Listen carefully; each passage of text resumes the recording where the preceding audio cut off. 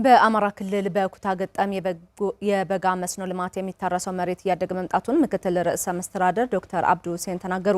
በአዊ ብሔረሰብ አስተዳደር የአንከሻ ጓጉሳ ወረዳ አርሶ አደሮች በስንዴ ልማት ተጠቃሚ ሆነናል ብለዋል። አክሊሉ ምንተስኖ ተጨማሪ አለው። ከፍተኛ የመንግስት የሥራ ኃላፊዎችና የሀገር መከላከያ ሰራዊት ከፍተኛ መኮንኖች በአዊ ብሔረሰብ አስተዳደር በአንከሻ ጓጉሳ ወረዳ በኩታ ገጠም እየለማ የሚገኝን የስንዴ ሰብል ተመልክተዋል። አርሶ አደር ብርሃን አየነና አርሶ አደር ጌታውን ቢተው በወረዳው የማንጃ ተንኮሻ ቀበሌ ነዋሪ ናቸው። በኩታ ገጠም ስንዴ መዝራት ከጀመርን ወዲህ ተጠቃሚ ሆነናል ብለዋል። 2015 ላይ ይህን ክላስተር ጥቅሙን አይተናል። ይህን ክላስተር ጥቅሙን አይተን ዛሬ አሁንም እሱ ያዋጭነት አለ። ከ2015 ወዲህ እርግጥ ነው ይጠቅማል፣ ይስንዴ ይጠቅማል ብሎ ግብርና ባለሙያዎች ትምህርት ተከትለን እርግጥ ስንዴ ዘርተን ተጠቅመናል። በመስኖ እየለማ ያለው የመሬት ስፋት እየጨመረ በመምጣቱ በመንግስት በኩል ተጨማሪ የመስኖ ግድቦች እንዲሰሩላቸውም አርሶ አደሮቹ ጠይቀዋል። ጥቅሙን ሁላ ለይተን ዛሬ ማን ነው ጥቅሙ የሆነ ስንዴ ነው። ለስንዴ ምን ያስፈልጋል? ውሃ ያስፈልጋል። አሁንም መንግስት ይህን ድጋፍ አድርጎ ቢገደብልን ከፍተኛ ምርት እናገኛለን።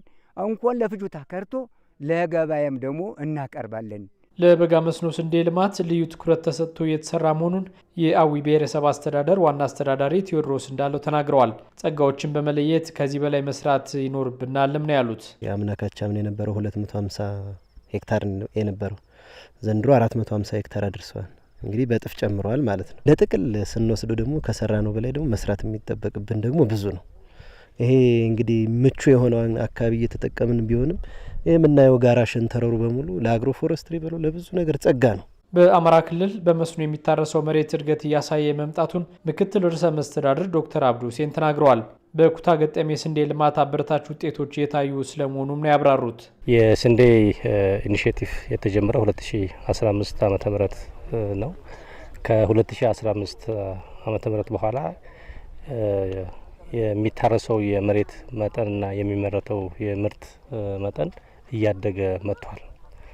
እዚህም ወረዳ ላይ እና እዚህ ቀበሌ ላይ ያየነውና ያረጋገጥነው ነገር ይሄን ነው። በአንከሻ ጓጉሳ ወረዳ የታየው የአርሶ አደሮች አመለካከትና የመሬት አጠቃቀም ድምር ውጤት በሌሎች አካባቢዎችም እንዲሰፋ ድጋፍና ክትትል ይደረጋል ሲሉ ምክትል ርዕሰ መስተዳድሩ አመላክተዋል።